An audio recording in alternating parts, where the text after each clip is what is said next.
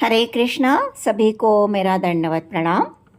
मेरा नाम हेमा देशपांडे है और आज हम अध्याय 6 जिसका नाम ध्यान योग या अष्टांग योग है, इसके ऊपर चर्चा करने वाले हैं।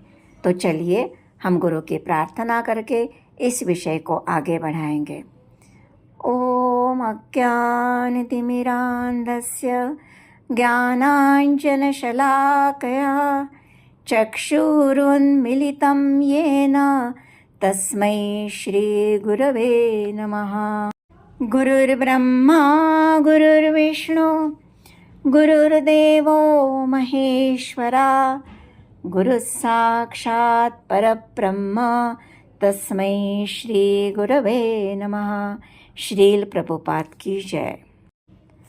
तो सर्वप्रथम आज हम कौन से बिंदुओं पर इस अध्याय में चर्चा करेंगे, इसके ऊपर एक नज़र डालते हैं। पहले भगवान अष्टांग योग का अर्थ बताएंगे, फिर उसकी प्रगति की अवस्थाओं के विषय पर चर्चा होगी। इसके बाद एक महत्वपूर्ण विषय जो इस अध्याय का केंद्र बिंदु है, मन पर नियंत्रण, इसका महत्व बताया जाएगा और कैसे हम इस मन पर नियंत्रण कर सकते हैं ये बताएंगे। और फिर जो योगी ध्यान योग के मार्ग में आगे बढ़ रहा है उसका गंतव्य, और अगर बीच में किसी कारणवश वह असफल रहा तो उसका गंतव्य क्या होगा, इस विषय पर चर्चा होगी। और आखिरी में भगवान भक्ति योग के तरफ हमारा ध्यान आकर्षित करके भक्ति योग कैसे सर्वोपरि है ये बताएंगे। तो चलिए हम इस यात्रा में आगे बढ़ते हैं। कर्मयोग में हमने निष्काम कर्म के द्वारा योग करना देखा। ज्ञान योग में हमने विश्लेषणात्मक प्रक्रिया द्वारा योग करना देखा। अब अष्टांग योग में हम मन पर नियंत्रण जैसे यांत्रिक विधि द्वारा योग करना देखेंगे। इस अध्याय को भगवान अर्जुन के सामने क्यों प्रस्तुत कर रहे हैं? अर्जुन ने तो ऐसा कुछ प्रश्न पूछा नहीं था। देखिए, अर्जुन जो संन्यास लेने की बात कर रहे थे, इसलिए भगवान उन्हें बताना चाहते हैं कि ये जो अष्टांग योग है जिसके द्वारा सन्यासी योग करता है वह कितना कठिन है, और साथ ही साथ वह निष्काम कर्मयोग का महत्व भी बताना चाहते हैं। और कहते हैं कि अष्टांग योग में भी व्यक्ति को अपने कर्तव्य कर्मों का एक अवस्था तक पालन करना ही पड़ता है। कर्मयोग से शुद्धिकरण होने के बाद हम अष्टांग योग में आगे बढ़ सकते हैं। अध्याय 5 में भगवान शांति सूत्र बताते हैं। जब हमारा मन शांत होगा तभी हम ध्यान कर पाएंगे, योगी बन पाएंगे। भगवान अब अर्जुन को आर्ट ऑफ मेडिटेशन, जिसे अष्टांग योग भी कहते हैं, इसके विषय में बताएंगे। सर्वसामान्यतः यह अभ्यास एकांत स्थान में जाकर किया जाता है। हम जब सन्यासी या योगी के बारे में सोचते हैं तो हमारे सामने एक भगवा वस्त्र पहना हुआ, दाढ़ी बढ़ाया हुआ, जंगल में एकांत स्थान पर बैठा ऐसा व्यक्ति सामने आता है। भगवान यहाँ वास्तविक सन्यासी और योगी का अर्थ क्या है ये बताएंगे। जो त्याग करता है वह सन्यासी है। प्राचीन काल से यह धारणा है कि सन्यासी का अर्थ जो सब कुछ जिम्मेदारियां त्याग देता है, लेकिन कृष्ण यहाँ हमें बता रहे हैं सन्यासी को भी अपने नियत कर्म करने पड़ते हैं। सन्यास की पहली 4 अवस्था है, उसमें साधक को निष्काम कर्मयोग द्वारा अपने नियत कर्मों का पालन करना ही पड़ता है। जो निष्काम कर्मयोगी है वो भी तो सन्यासी है, क्योंकि वो अपने कर्मफलों का त्याग करता है। अभी बार बार भगवान अर्जुन को ये क्यों बता रहे? क्योंकि अर्जुन युद्ध के कर्म को त्यागना चाहते थे, इसलिए उन्हें वह प्रेरित करते हैं, उत्साहित करते हैं, ये बताकर कि जो कर्तव्य भावना से कर्म करता है उसके फल को जो त्यागता है वह योगी है। ऐसा योगी तुम्हें बनना है। इंद्रिय तृप्ति की इच्छा को त्यागना यही एक योगी का गुण है। लेकिन अर्जुन अपने सगे संबंधियों को जीवित देखने की इच्छा करते हैं। इसलिए भगवान कहते हैं कि जहाँ इंद्र तृप्ति की इच्छा है वहाँ तुम संन्यास नहीं ले सकते हो। जहाँ प्रकाश है वहाँ अंधकार नहीं रह सकता। ये दोनों एक साथ नहीं चलते। इसका मतलब ये नहीं कि हमने अपने सब जो कर्म है वो नहीं करने हैं, धन नहीं कमाना है, तो कमाने के बाद उसके प्रति जो आसक्ति है वो हमें नहीं रखनी है। देखिए, चेतना की भौतिकता और आध्यात्मिकता एक साथ नहीं चलती। जो हृदय से सन्यासी है वह योगी भी है, और जो योगी है परमेश्वर से जुड़ा है वह सन्यासी भी है। आध्यात्मिक जीवन की भी अलग अलग अवस्था होती है। वर्णाश्रम धर्म में 4 आश्रम बताए हैं। आश्रम वो है जो हमें आश्रय देते हैं। ये सब हमारी मदद के लिए है। ब्रह्मचर्य आश्रम 25 वर्षों तक, उसके बाद 25 से 50 वर्ष तक गृहस्थ आश्रम, 50 से 75 वर्ष तक वानप्रस्थाश्रम और 75 से 100 वर्ष तक संन्यास आश्रम। ये सब हमारा जो लक्ष्य है भगवत धाम, उसके पड़ाव है। ये अंतिम लक्ष्य नहीं है, ये साधन है। इसकी सहायता से हमें आगे बढ़ना है। वैसे ही अष्टांग योग की 8 अवस्था है। यम, नियम, आसन, प्राणायाम, प्रत्याहार, धारणा, ध्यान और समाधि। इन सभी के हम संक्षिप्त में अर्थ देखेंगे। यम यानी जो चीज़ें हमें नहीं करनी चाहिए, जैसे हमें झूठ नहीं बोलना चाहिए, चोरी नहीं करनी चाहिए, इस तरह। नियम यानी जो हमें करना चाहिए। 4 नियमों का पालन जो हमारे शास्त्रों ने हमें बताया है उसका हमें पालन करना चाहिए। जैसे कि मांसाहार है, मद्यपान है, अवैध वैवाहिक संबंध है, द्यूत खेलना है, इस तरह की क्रियाओं से हमें दूर रहना चाहिए। आसन यानी पवित्रता के साथ मुलायम आच्छादित वस्त्र। प्राणायाम का मतलब है हमारे श्वासों पर हमें नियंत्रण रखना है। प्रत्याहार यानी अपनी सभी इंद्रियों को बाहर के आकर्षणों से अंदर की तरफ हमें खींचना पड़ता है। धारणा का मतलब है हमारा ध्यान हम एक जगह लगाने की कोशिश करते हैं। मन को किसी एक बिंदु, वस्तु या विचार पर स्थिर करने की कोशिश करते हैं। यह मन की एकाग्रता की अवस्था है। ध्यान यानी निरंतर ध्यान। अब उस वस्तु पर हमारा ध्यान केंद्रित हो जाता है। और समाधि यानी जो हमारा ध्यान है, जो हमने केंद्रित कर दिया है, वहाँ वह अब स्थिर होता है। समाधि में ध्यान करने वाला, ध्यान का विषय जो है और प्रक्रिया, तीनों एक ही हो जाते हैं। ये बहुत ऊपर की अवस्था मानी जाती है। इसमें जो पहली 4 अवस्था है, यम, नियम, आसन और प्राणायाम, इस अवस्था को योगारूढ़ अवस्था कहते हैं। योगी इनके द्वारा योग साधना में प्रगति करने का अभ्यास कर रहा है। आगे की 4 अवस्था प्रत्याहार, धारणा, ध्यान और समाधि, ये योगारूढ़ अवस्था है, यानी योगी अब योग पे आरूढ़ हो चुका है। प्रथम 4 अवस्था में योगी को कर्मयोग के सिद्धांत के अनुसार नियत कर्म करने ही पड़ते हैं। लेकिन जब व्यक्ति आखिरी के 4 अवस्था में पहुंच जाता है, तब वह सभी कार्यकलापों का त्याग कर सकता है, क्योंकि उसे अब ध्यान एकाग्र करने के लिए समय चाहिए। अष्टांग योग में मन नियंत्रण पर विशेष भर दिया गया है। हमें अपने मन के द्वारा अपने मन का उद्धार करना है और उसके ही द्वारा उसे नीचे नहीं गिरने देना है। इसलिए मन इस मार्ग पर बहुत महत्वपूर्ण भूमिका निभाता है। मन ही हमारा मित्र भी है और मन ही हमारा शत्रु भी है। उसे मित्र बनाना या शत्रु, ये आपके ऊपर निर्भर करता है। देखिए, आत्मा और मन 2 बातें हैं। अगर आत्मा मन को वश में करती है तो मन हमारा मित्र है, लेकिन मन के अनुसार अगर आत्मा कार्य करेगी तो वह हमारा शत्रु है।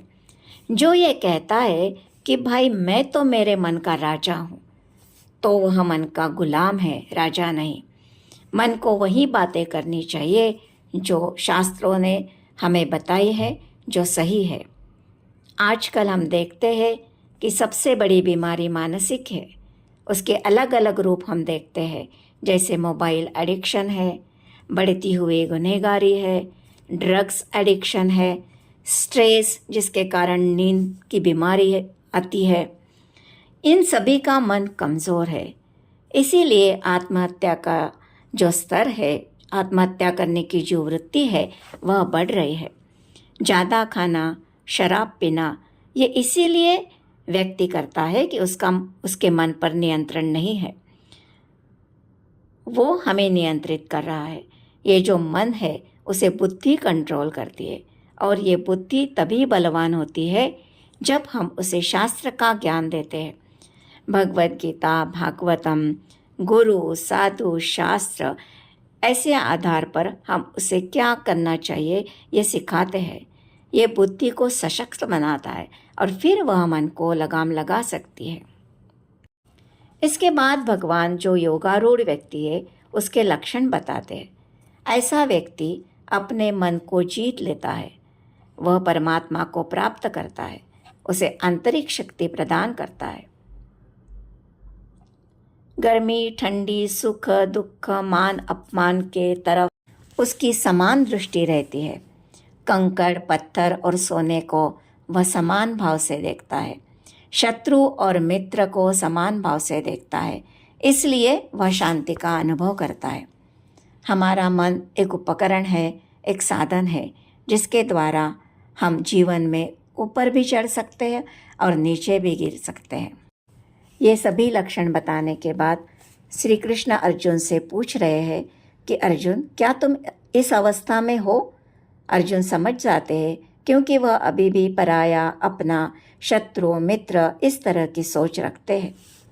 इस तरह मन की अवस्था के लिए हमें मन को प्रशिक्षित करना पड़ता है, क्योंकि अहंकार के कारण जब हम समझते हैं कि हम ही स्वामी हैं, ये भाव ही हमारे बंधन का कारण है।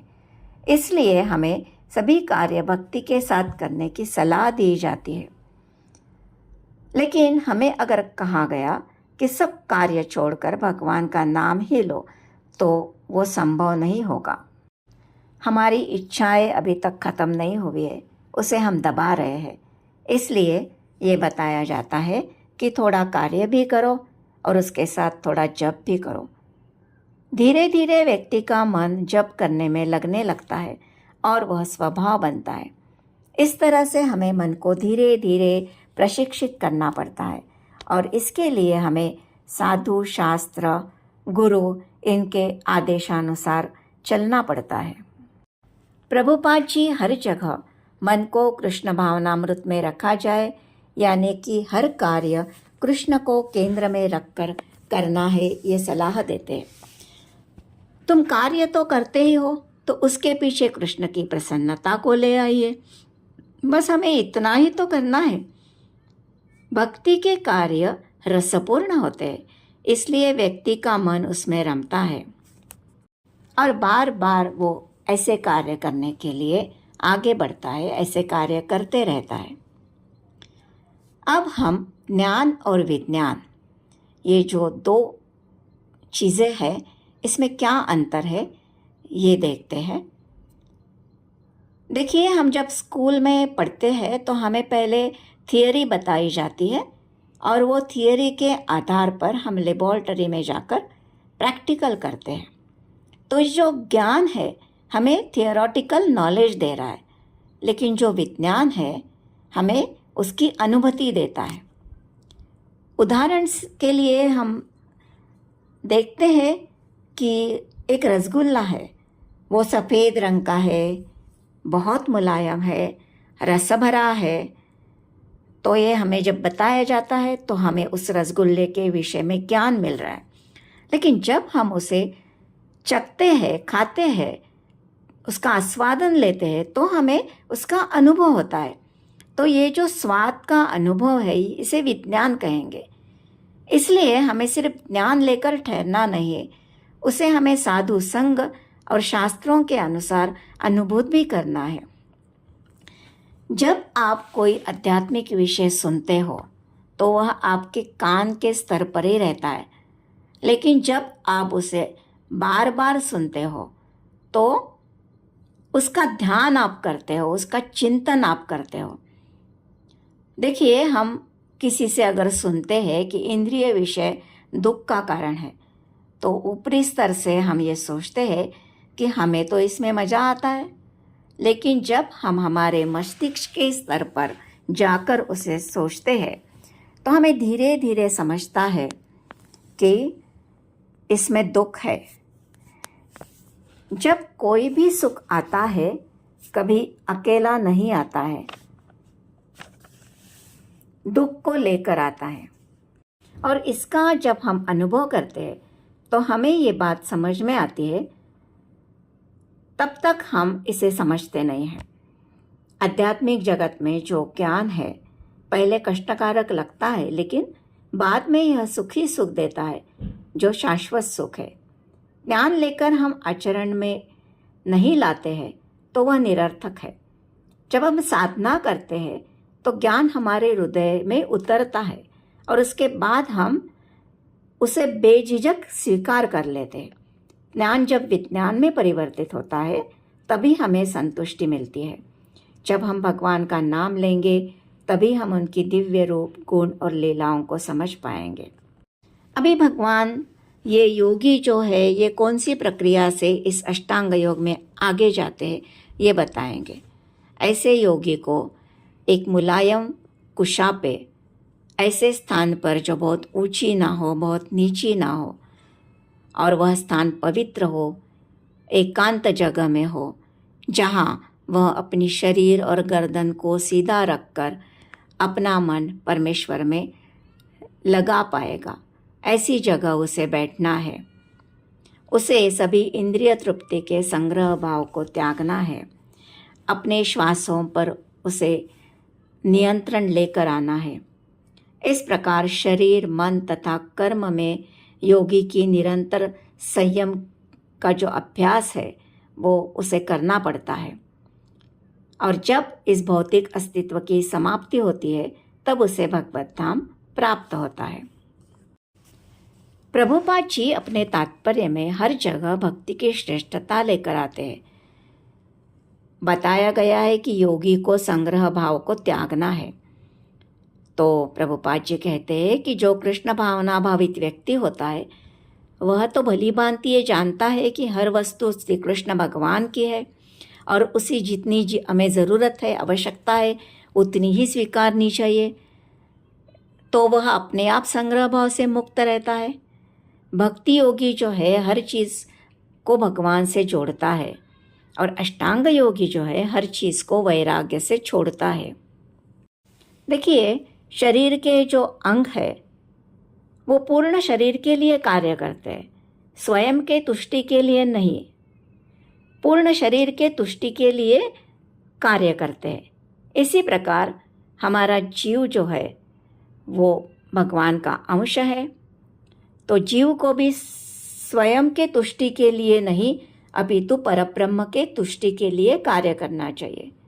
और जो इस तरह से कार्य करता है, प्रभुपाद जी कहते हैं कि वो पूर्ण सन्यासी है और वो पूर्ण योगी भी है। एक योगी के लिए मन की एकाग्रता बहुत महत्वपूर्ण है। मन की एकाग्रता से हम कुछ भी कर सकते हैं। इस तरह योगी अपने हृदय को परमात्मा के चिंतन में लगाता है। प्रभुपाद जी भक्ति योग से इसकी तुलना करते हैं। सभी जगह वह भक्ति योग की श्रेष्ठता पर सभी का ध्यान केंद्रित करते हैं। देखो, जीवन का जो लक्ष्य है कृष्ण को जानना, वो हमारे हृदय में परमात्मा के रूप में रहते हैं और उसी परमात्मा के ऊपर ध्यान योगी अपना ध्यान लगाता है। और ये जो प्रक्रिया है ये हमें बताया जाता है कि इसका अधिकारी सिर्फ ब्रह्मचारी है। अगर ब्रह्मचारी गृहस्थाश्रम में जाता है तो ज्ञान और ध्यान ये दोनों विधि में उसे प्रवेश नहीं मिलता।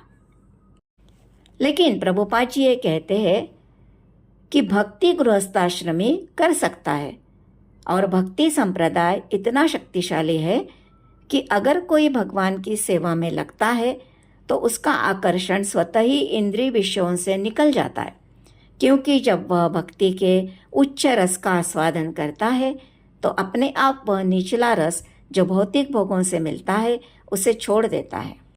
चलिए हम फिर से योगाभ्यासी के विषय पर चलते हैं।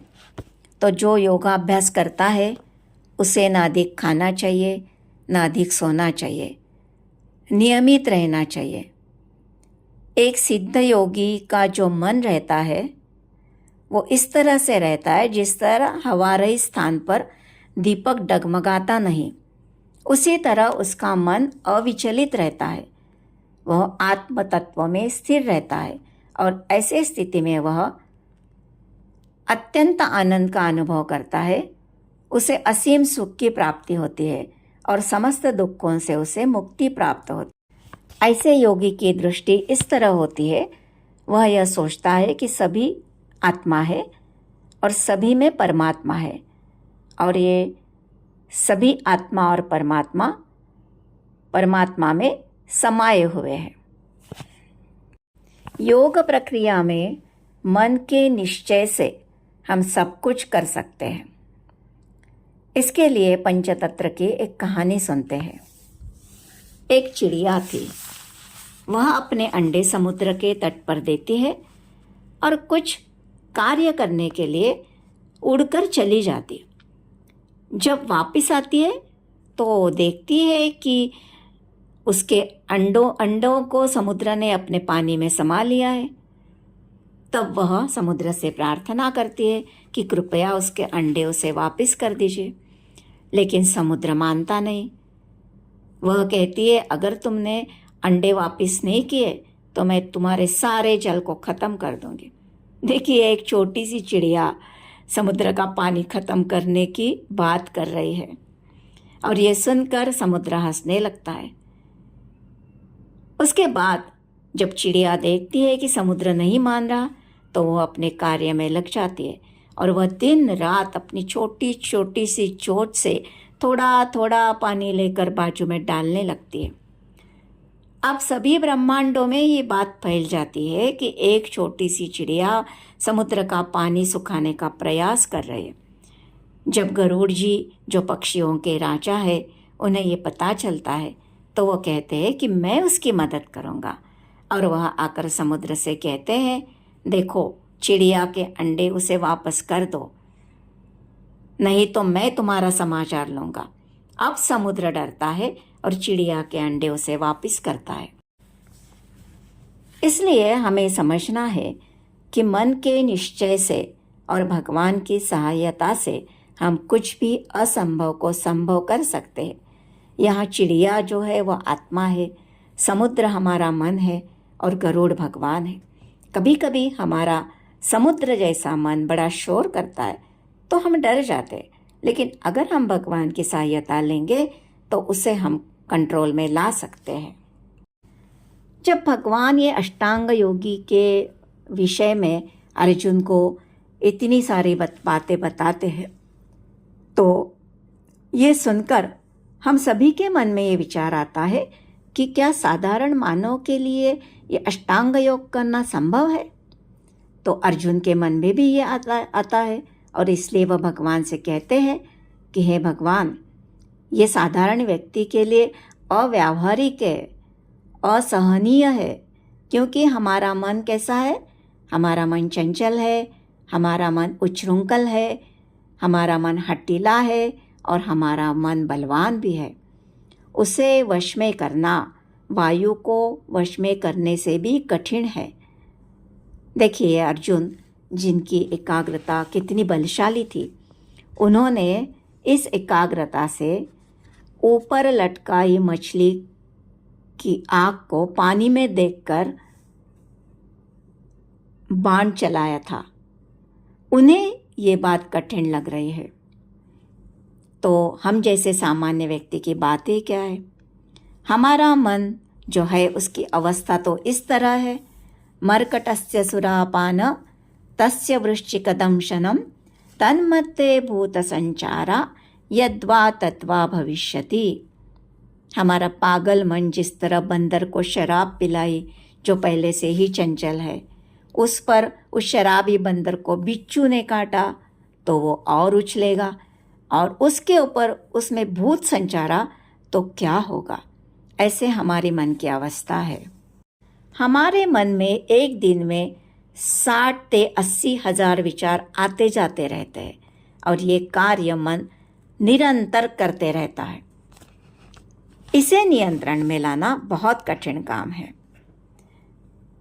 कृष्ण भगवान इस विचार को स्वीकारते हैं, कहते हैं अर्जुन ये कठिन है लेकिन असंभव नहीं है। उपयुक्त अभ्यास और साधना से कर सकते हो, विरक्ति के द्वारा कर सकते हो। अब अर्जुन के मन में विचार आता है, ठीक है, अगर कोई इसे स्वीकारता है और प्रयास करता है, लेकिन उसमें बीच में ही वह असफल हो जाता है, तो उसकी क्या अवस्था होगी। जैसे हम कहते हैं ना, घर का न घाट का। तो अर्जुन एक बहुत सुंदर उपमा देते हैं। अर्जुन भगवान से कहते हैं कि क्या उसकी स्थिति वह बादल के टुकड़े के समान होगी जो एक बड़े बादल से अलग होकर दूसरे बड़े बादल के तरफ जाता है, लेकिन बीच में हवा के वेग से छिन्न भिन्न हो जाता है और विनष्ट हो जाता है। इसका मतलब ये है कि अगर कोई व्यक्ति भौतिकतावाद को छोड़कर आध्यात्मिकता के तरफ जाने लगता है, उसका प्रयास करता है, लेकिन अगर असफल होता है, तो क्या उस बादल के टुकड़े के समान वह विनष्ट हो जाता है। भगवान कहते हैं कि देखो अर्जुन, जो भक्ति करता है उसका कभी विनाश नहीं होता। भलाई करने वाला कभी बुराई से पराजित नहीं होता। आगे भगवान कहते हैं कि देखो अर्जुन, जो थोड़ा योग करके, थोड़ा प्रयास करके असफल हो जाता है, वह पहले स्वर्गलोक में जाता है। वहाँ दीर्घ काल तक रहने के बाद उसे पुनः पृथ्वी पर, इस लोक पर भेजा जाता है। तब उसका जन्म एक सदाचारी ब्राह्मण कुल या धनवान कुल में होता है। ऐसे जगह जन्म लेकर वह सुविधाओं को प्राप्त करके फिर से अपने लक्ष्य में, कृष्ण भावनामृत में उठ सकता है। और जो दीर्घ काल तक योग करने के बाद असफल होता है, उसे योगियों के कुल में, बुद्धिमान कुल में जन्म मिलता है, और वह फिर से अपनी पूर्व जन्म की दिव्य चेतना को पुनः प्राप्त करता है और आगे अभ्यास करके अपने गंतव्य को प्राप्त करता है। ऐसा जन्म बहुत दुर्लभ होता है। इसमें किया गया थोड़ा सा भी प्रयास तुम्हें वापस ज़रूर मिलता है, इसमें कुछ भी हानि नहीं होती। अब भगवान कहते हैं, योगी जो होता है वो ज्ञानी और तपस्वी से बड़ा होता है। इसलिए हे अर्जुन, तुम योगी बनो, और सभी योगियों में भक्ति योगी सर्वोपरि है, जो स्वयं के अंतःकरण में सदा भगवान का स्मरण रखता है, भगवान की प्रेमा भक्ति करता है, प्रेम से सेवा करता है, भगवान से अंतःकरण से योग से युक्त रहता है, वह सर्वोच्च योगी है। अब हम ये सभी का कनेक्शन देखते हैं। निष्काम कर्म योग से ज्ञान तथा वैराग्य की वृद्धि होती है, तब वह ज्ञान योग कहलाता है। जब ज्ञान योग से परमात्मा के ध्यान में वृद्धि होती है, तब मन एकाग्र होता है, तब वह अष्टांग योग कहलाता है। और इस ध्यान से जब हम भगवान श्री कृष्ण का चिंतन करते हैं, तब वह भक्ति योग कहलाता है। अतः योगी प्रयत्नशील मार्ग पर रहता है, और कृष्ण भावनामृत होना योग की सर्वोच्च अवस्था है। प्रभुपाद जी कहते हैं, आदर्श योगी तो वह है जो श्याम सुंदर कृष्ण पर अपना ध्यान लगाता है, जो बादल के समान सुंदर रंग वाले हैं, जिनका कमल सदृश मुख सूर्य के समान तेजवान है, जिनका वस्त्र रत्नों से प्रभापूर्ण है, और जिनका शरीर फूलों के माला से सुशोभित है, जो राम नरसिंह, वराह तथा भगवान श्री कृष्ण जैसे रूपों में अवतरित होते हैं, जो सामान्य बालक के भांति माँ यशोदा के पुत्र के रूप में जन्म ग्रहण करते हैं और कृष्ण, गोविंद, वासुदेव के नाम से जाने जाते। इसलिए भक्ति योग सर्वोच्च श्रेष्ठ साधन है। कृष्ण का नाम लो, उनकी सेवा करो, हर वस्तु का उपयोग उन्हें केंद्र में रखकर करो। अब भगवान भक्ति योग के तरफ हमारा ध्यान आकर्षित करना चाहते हैं। आगे के जो 6 अध्याय है हमें भक्ति योग के तरफ लेकर जाएंगे। सभी योगों में भक्ति योग श्रेष्ठ है, जिस तरह सभी शिखरों में हिमालय श्रेष्ठ है। इसलिए हे अर्जुन, तुम योगी बनो, तुम भक्ति योगी बनो। हम देखेंगे कि यह भगवद गीता का ज्ञान कितना वैज्ञानिक है। अध्याय 2 में अर्जुन व्याकुल है तो भगवान हमें आत्मा की पहचान देते हैं। अध्याय 3 में नियत कर्म कैसे करें यह बताते हैं। अध्याय 4 में दिव्य ज्ञान से कर्म कैसे करने ये बताते हैं। अध्याय 5 में हमें कृष्ण भावनामृत कर्म, इससे आंतरिक शांति मिलेगी ये बताते हैं। और अध्याय 6 में आंतरिक शांति से हम कैसे ध्यान कर पाएंगे ये बताते। कितना सिस्टमैटिकली हमें ये ज्ञान भगवान दे रहे हैं। देखिए, आध्यात्मिकता एक विज्ञान है, भावुकता नहीं है। इसमें हमारा कोई नुकसान होने वाला नहीं है तो डरने की बात ही नहीं। जितना करोगे उतना वापस मिलेगा, और जो परिणाम मिलता है उसे समय लगता है, इसलिए हमें धैर्य रखना है। ये भगवद गीता का ज्ञान कितना भव्य और दिव्य है। अब आगे भगवान हम भक्ति के और लेकर जाएंगे। आगे का अध्याय है भगवत ज्ञान, जिसमें भगवान हमें स्वयं के बारे में ज्ञान देंगे। इसलिए ये अध्याय बहुत महत्वपूर्ण और मधुर ज्ञान से भरा है। इसीलिए आप सभी से विनंती है कि आगे का अध्याय ज़रूर सुनना। देखिए, ये सब एक बार सुनने से नहीं होगा, इसे बार बार सुनिए और भगवान का ज्ञान श्रवण करने का लाभ उठाइए। चलिए, इसी के साथ भगवान का स्मरण करके मैं इस अध्याय को विराम देती हूँ। आप प्लीज़ इसे लाइक, सब्सक्राइब और शेयर कीजिए। देखिए, ये भगवान का संदेश है। ये भगवान ने हमें स्वयं बताया है कि जो ये भगवान के संदेश को दूसरों को देता है वह भगवान का प्रिय होता है। अगर भगवान के प्रिय होना है तो ये संदेश आप सभी को भेजिए। इसी के साथ में ये अध्याय को विराम देती हूँ। हरे कृष्णा कृष्ण कृष्ण हरे हरे, हरे राम राम राम हरे हरे।